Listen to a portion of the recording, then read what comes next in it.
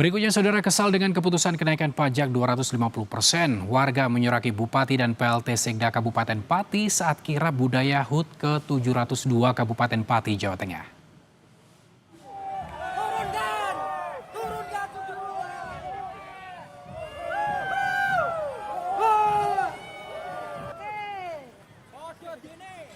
Inilah, saudara, momen saat Bupati Pati Sudewo dan istrinya disoraki warga saat kirap budaya di Hari Jadi Kabupaten Pati. Tak hanya menyoraki Bupati, PLT Sekda Kabupaten Pati pun tak luput dari sorakan warga. Sorakan warga ini bentuk luapan emosi dan kekecewaan setelah Bupati Pati menaikkan pajak bumi bangunan, perdesaan, dan perkotaan atau PBB P2 hingga 250%.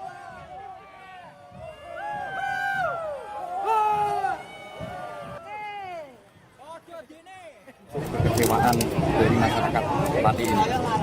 Tadi yang disoraki siapa aja yang lewat tadi itu, Mas? Kalau nggak salah itu Bupatinya kan?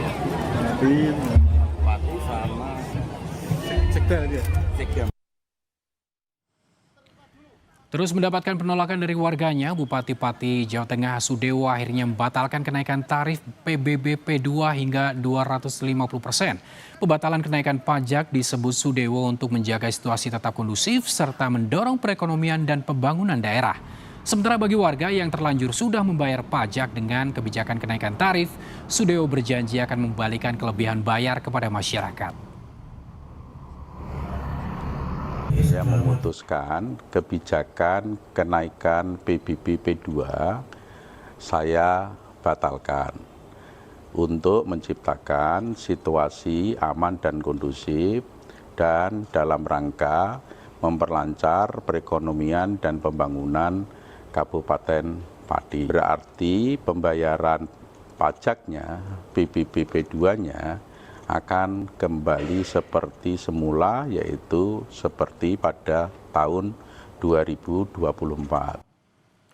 Pasca Bupati Sudewo mengumumkan pembatalan kenaikan PBB P2 sebesar 250%, suasana di posko donasi untuk unjuk rasa terlihat ramai. Beberapa warga terlihat masih memberikan donasi untuk logistik aksi unjuk rasa pada 13 Agustus.